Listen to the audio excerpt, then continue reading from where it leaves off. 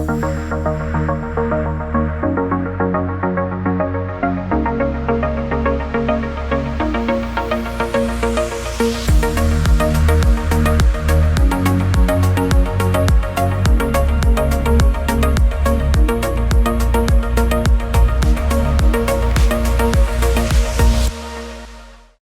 and welcome to all of you watching us today. It's good morning to those of you joining from Montreal or elsewhere on the East Coast of North America, and good afternoon to those of you viewing from Europe.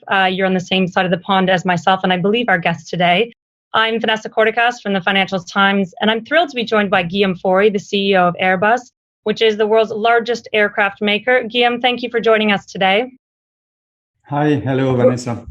Great. We're going to cover hopefully a lot in our discussion today, which is themed around the future of aviation. Obviously, you're perfectly placed to speak to us about this and give us your views. I'd like to cover a bit of the pandemic, the shift to greener air travel, and just other industry trends. But let's start with a few questions around the pandemic, given that we're very much still in it. In your view, where are we in terms of the recovery for commercial air travel and for airlines who have been struggling so much in the past few years, and many of which who form a large part of your customer base? I think when it comes to the pandemic, we have moved out of the first phases of the crisis, where there was a lot of uncertainty and on the depth of the crisis, on the duration of the crisis, on the complexity created. There is now a sense of better understanding of what's happening, but we're still at very low numbers when it comes to flights or passenger traffic. I just share with you the numbers of the month of August. We were at 70% of the 2019 figures when it comes to domestic travel, so minus 30% compared to 2 years ago. And when it comes to the international traffic, we're still at minus 50% compared to 2019. So that's really a very, very difficult situation to manage for airlines. We have as well seen all around the world the spread of the Delta variant, which has created some step backs compared to what we had just before. So there is still a sentiment of uncertainty, of risk to take steps in the direction of growth. And therefore, we're still in the middle of the crisis. Let's be clear, it's going to be long. We think it is likely that the domestic travel will be back to 2019 levels around 2023 globally. And we continue to believe it will take much more time when it comes to international travel, given the complexity and the different ways countries are dealing with the spread of the COVID, with the Delta variant and the vaccination. So still a very, very difficult situation for aviation. We try to look forward. We're investing again. Most of the companies have adapted to that new environment, but we really need to see the reopening of the world to see aviation come back first where it was in 2019. There is a very strong, what we call pent-up demand. People want to fly, but they are constrained by all the limitations, the closure of the borders, the programs on quarantines, testing, and so on, and uncertainty going to your destination. And we need to be back to a certain level of certainty to see the aviation industry being really back on the front foot and grow again. And you mentioned having to adapt. I want to come back to that point and what your company and others in the industry have had to do during the pandemic. But just on the point of business travel, I hear mixed things. Some people think it's going to bounce back relatively soon. Just on that kind of sector specifically, when do you think that will be back to business as usual, or will it ever get to that point to pre-pandemic levels? Well, I think we'll be back to business as usual, but the usual is probably a different usual than the one we had before. We call it the new normal. On the short term, we will be at much lower levels when it comes to business travel, for some of the reasons I explained before. We see already a recovery. We think when people are back to work, they tend to be back to a certain level of normality. It's quite likely that we will not be back to 2019 levels before many years. Some companies are also taking decisions when it comes to business travel that are not linked to the pandemic, but to their ambitions in terms of reducing their own carbon footprint. And as long as we're still in the transition on planes, on commercial aviation, to carbon neutral, this will weigh on the demand. But we see as well a very strong need for people around the world in business to be back, to see their customers, to see their suppliers, their partners. I am speaking today from the US and very happy to meet my customers again after 18 months where we had to work remotely. And I can really tell you it makes a big difference. And this is something we hear and we see. So there will be a recovery. Will we see -10, -20% in 23, 24 compared to what we had in 19? That's quite likely. But we see as well a new demand. People want to fly better. And there are a lot of business seats which are occupied by people which are not flying for business purposes. They're flying for their private life, for leisure, or for visiting their friends and families. So the demand is changing. And we think the demand for a high quality flight, business-like kind of travel is going to recover. It's good that you think there's still a future for face-to-face meetings. Obviously, we're doing this virtually today, but that's good to know you have confidence in that returning. I want to ask you specifically about an issue that's been very much in the headlines here in the UK, where I'm speaking to you from, which is supply chain disruptions. So if we look at the impact, not just of the pandemic, but Brexit, of course, and your European operations specifically, how have the supply chain issues affected Airbus's own manufacturing operations and ability, I guess, to meet your delivery targets and to continue your manufacturing on time? Yeah, well, that's a very important question. And I will probably look at the past and answer your question, and also try to give some perspectives on what to expect on the supply chain. Well, when we were hit by the pandemic, we first started by reduce very significantly our level of production to adapt to the new demand. And this has helped the supply chain side, relying on buffers and reducing progressively. The production is much easier than to grow quickly. So that's one point. The other one is the fact that the global supply chain in terms of logistics has remained performing during the early days and the early weeks of the pandemic. And we had no disruption in the sense of parts or equipment not reaching the assembly lines at a point in time. And therefore, we've been able to reduce our level of production, but maintain a good flow and a high level of on-time delivery of the parts. That was very important.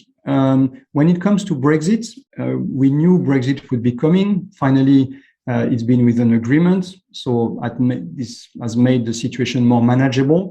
We had some teething problems at the beginning, some small issues, but nothing that's been at the end unmanageable. And we really consider now this is behind us. Of course, there are many stakes when we look at the long term in the relationship between the UK and the EU, but that's another kind of question. Now, moving forward, the supply chain has adapted to the new production rates, much lower level of business.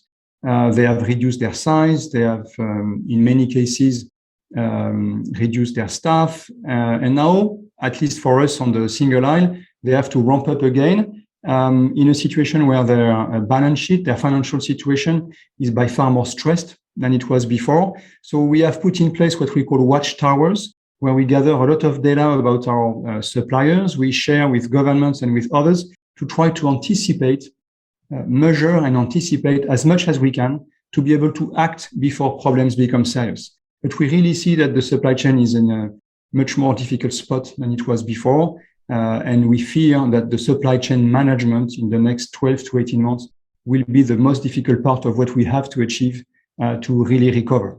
Their situation is tough. We have 3,200 suppliers at Airbus that serve the assembly lines for the plane. If one or two or three are defaulting, that's the whole process that is at stake.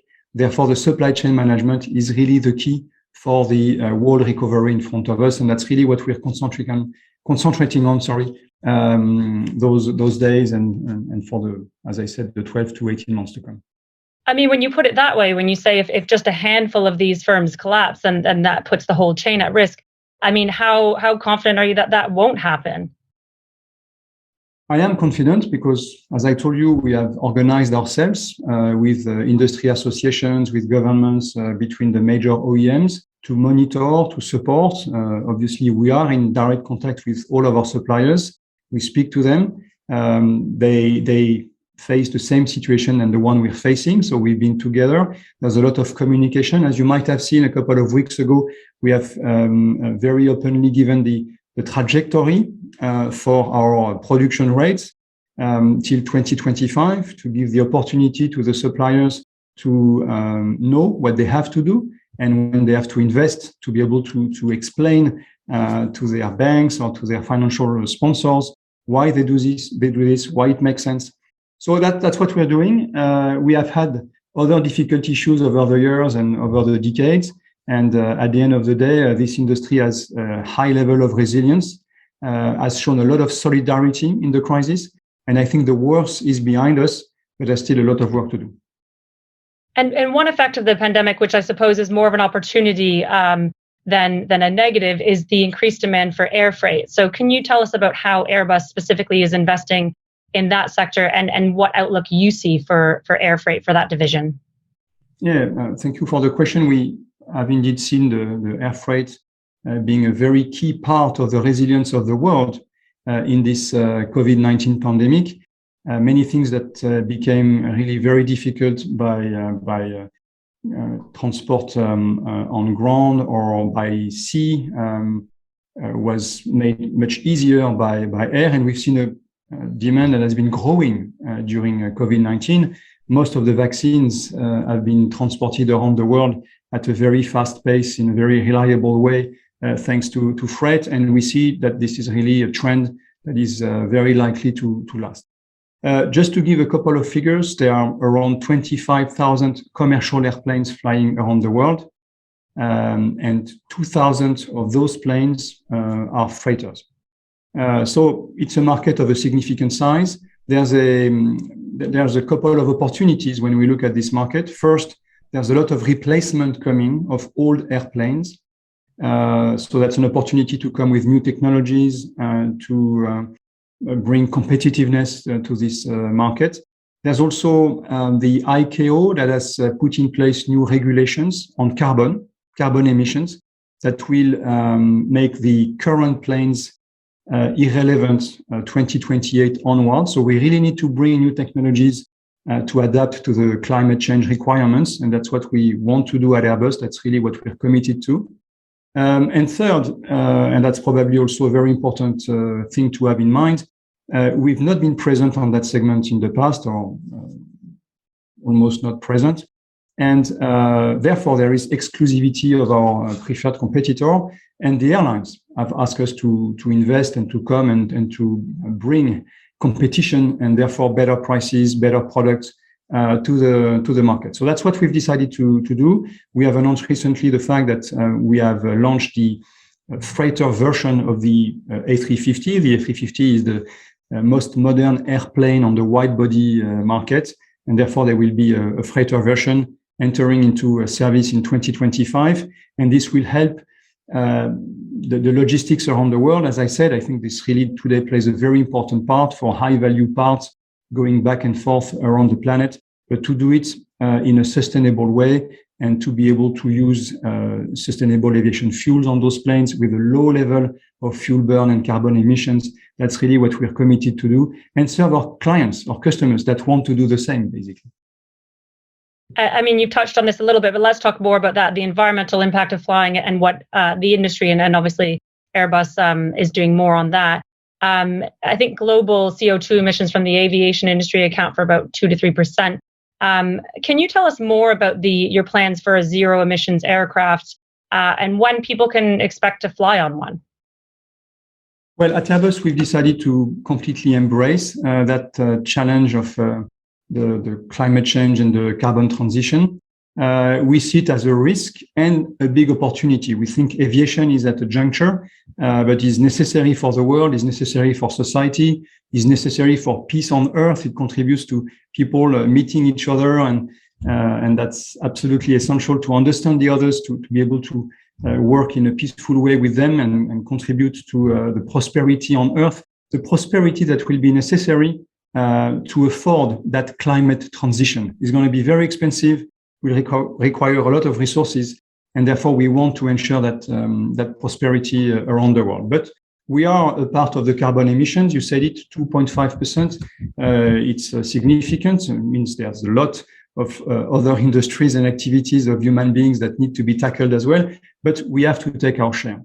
It's a lot about technologies. Compared to 5 or 10 years ago, we now see how we're going to make it happen. We need to act fast, but we need also to find solutions for the long term. And that's probably where we have the challenges. On the short term, there are a couple of things we can do. First is replace the old generation of planes that were burning a lot of fuel per passenger and per kilometer, and replaced by new technologies which are much better on emissions and on fuel burn and therefore on carbon. That's a short-term opportunity.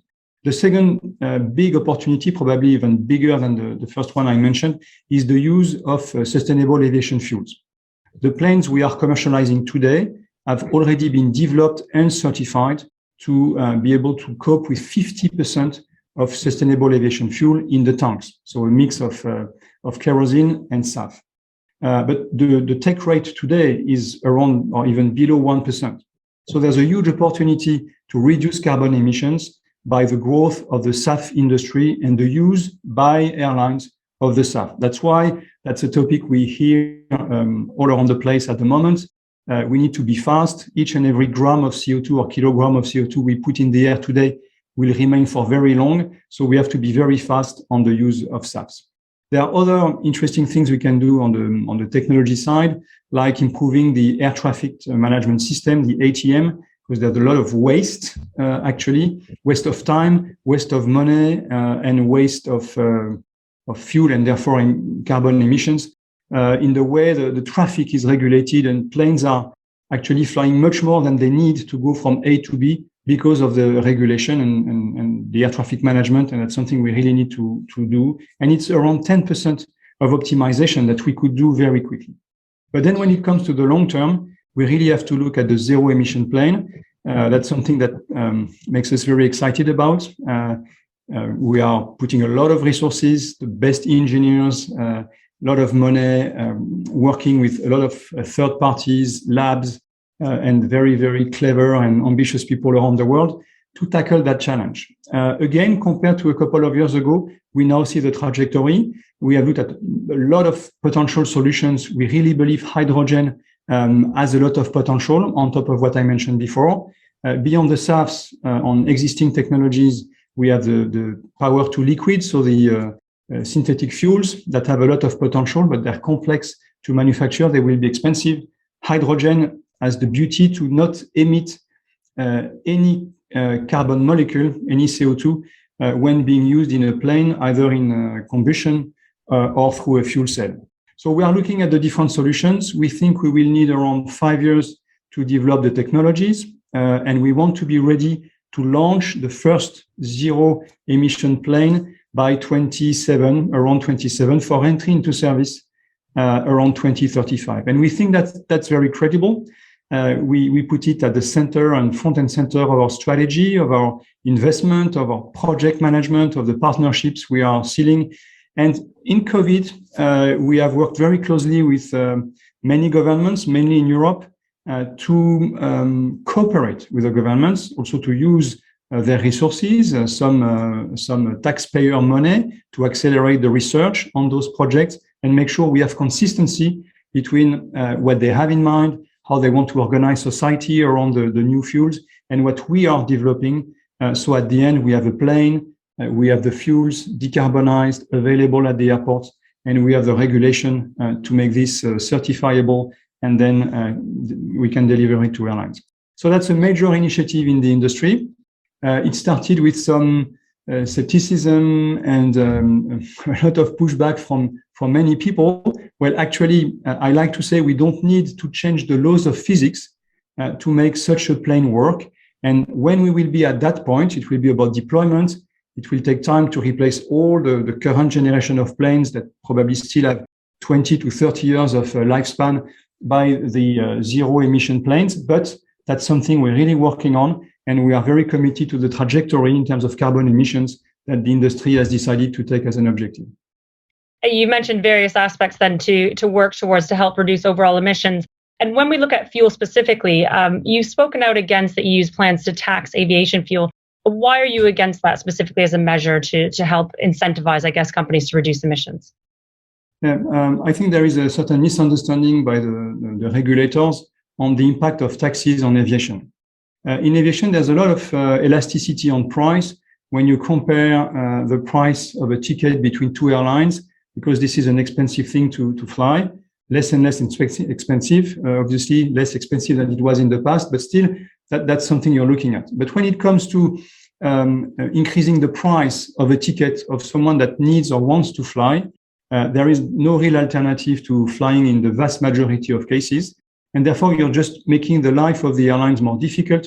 You're reducing their ability to invest in the transition that they have to invest in, postpone replacement of planes. And that's really the worst thing you can do to reduce the carbon emissions. The modern planes are by far more efficient than the old ones. So why continue to use old planes that are burning a lot of fuel when we can do much better? So actually, we need to invest. We need to encourage the investment. And those tax on fuel in aviation, they don't do this. They do the opposite. That's why we are constantly trying to explain that putting taxes on tickets is just doing the opposite of what we need. We need to be supported in investment. We are ready to pay our share. We are doing it, by the way, through the big investment we are doing in R&D. But it's important that everybody has in mind that what is important is to support a fast transition on those topics, not to push it away out and to delay it. And that's why we need a better understanding of the regulators of the implications of the decisions they're taking. Well, how much government support do you think is needed for the industry as a whole to meet these ambitious targets, CO2 emissions cutting targets? And, what is that right balance between public and private sector investment in that? I think it's all about partnership, because today we want to do the same thing. We want to be fast to the result. I would not have said the same 5 years ago. But there's no longer greenwashing and those kind of things in aviation. We know and we want to make this happen. The investment when it comes to plane technologies will mainly be made by private money, by the private companies. But when it comes to the research on a number of topics, we can be supported efficiently by some taxpayer money. And especially when it comes to making sure that all parties are converging with consistent technologies to make one plane happen. What I mean is you need a lot of things to happen at the same time to be able to launch a decarbonized plane that will be very digitalized in 2027 for entering into service in 2035. That's where the governments can play a role to sort of orchestrate and help orchestrating that all of this is happening at the same time. But beyond the plane technologies, what is important for us is to make sure that the fuels be made available. If we develop and certify a fantastic plane that runs on hydrogen, but there is no green hydrogen available at the airports in 2035, that's not going to work. And what we need as well is a level playing field in terms of regulations. And that's not something private companies can do.